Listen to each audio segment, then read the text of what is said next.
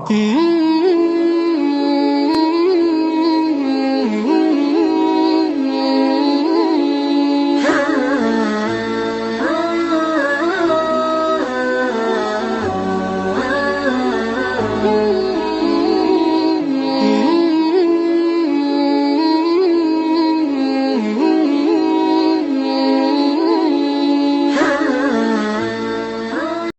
ہے۔ تیسرے نمبر پہ جو چیز ہے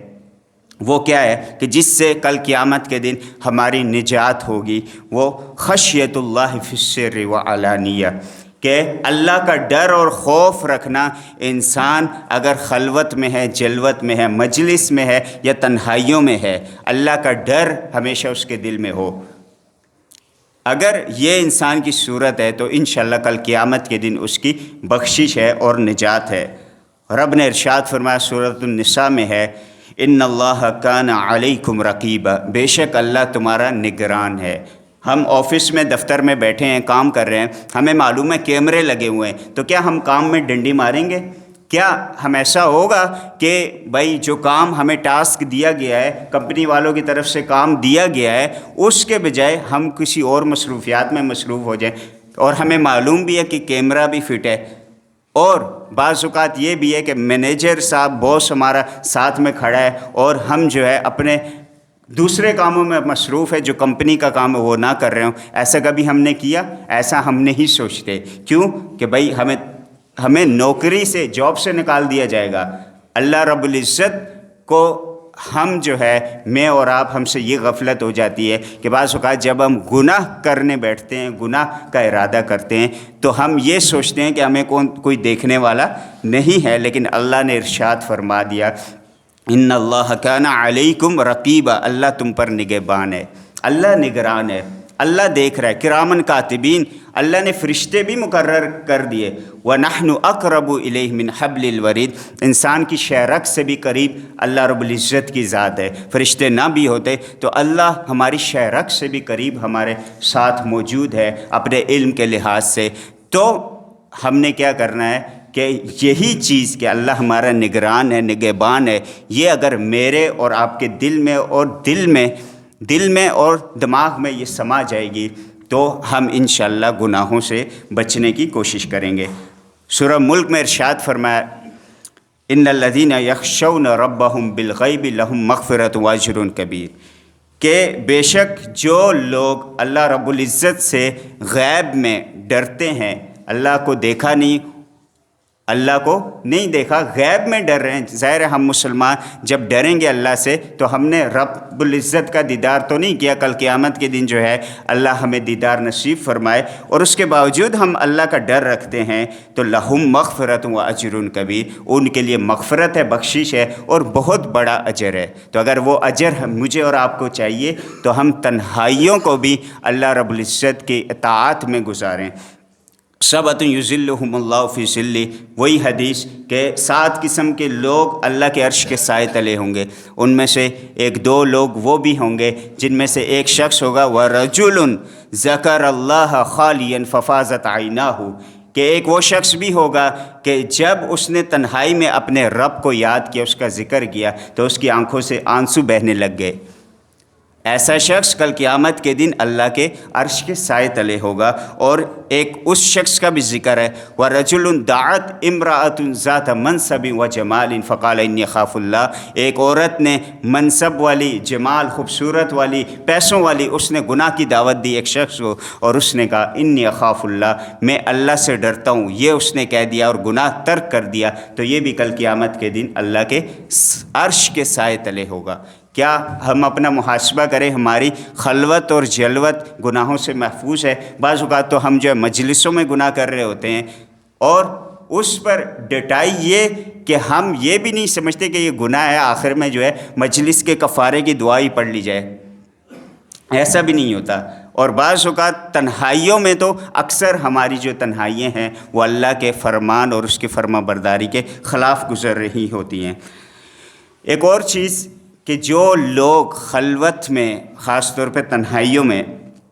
کیا کرتے ہیں، اللہ کا خوف رکھتے ہیں اور گناہوں سے بچنے کی کوشش کرتے ہیں،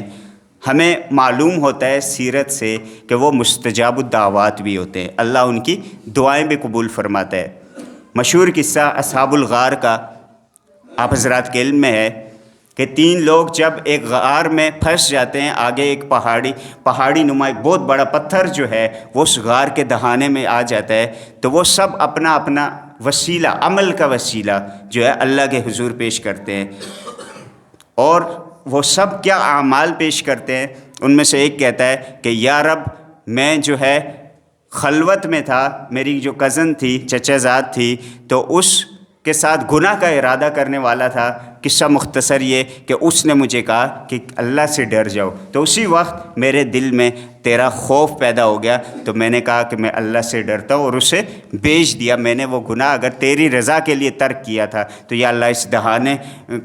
پر جو پہاڑی ہے، یہ بڑا پتھر ہے، اس کو تھوڑا سرکا دے، ہٹا دے، تو وہ تھوڑا سا سرک جاتا ہے، یعنی فوراً اس شخص کی دعا قبول ہوئی۔ دوسرے نمبر کا جو شخص تھا وہ بھی، یا اللہ میں والدین کے لیے پوری رات کھڑا رہا دودھ کا پیالہ لے کے، کیونکہ میری روٹین تھی کہ جب میں مویشیوں سے دودھ لاتا تو پہلے والدین کو پلاتا، پھر گھر والے بچوں کو، اپنے اہلیہ کو۔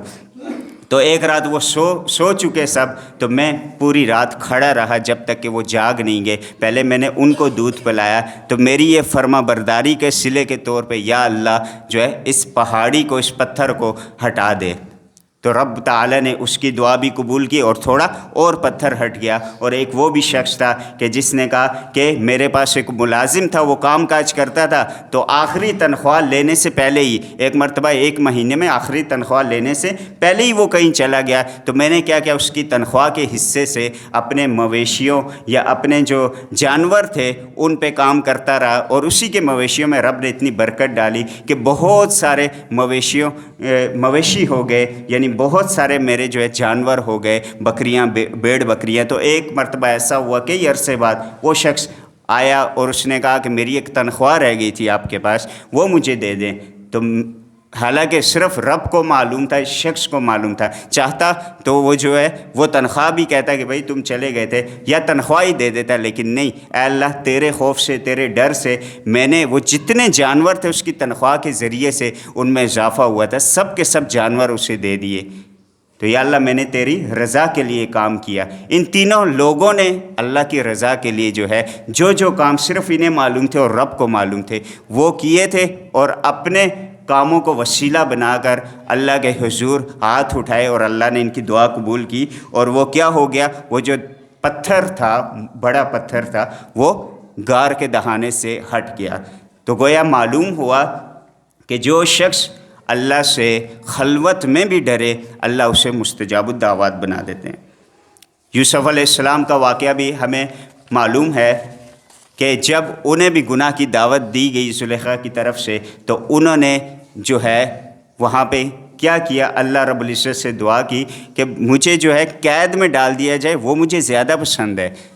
اور ایک مرحلہ ایسا آیا کہ انہیں قید میں رکھ دیا گیا، بالآخر انہیں مصر کے خزانوں کا مالک بھی بنا دیا گیا۔ تو یہ انسان جو بھی اللہ کے لیے کوئی چیز قربان کرتا ہے، کسی گناہ کو ترک کرتا ہے، تو اللہ اسے اکیلا نہیں چھوڑتا، بلکہ اسے مستجاب الدعوات بھی بناتا ہے، اور دنیا اور آخرت میں اس کا درجہ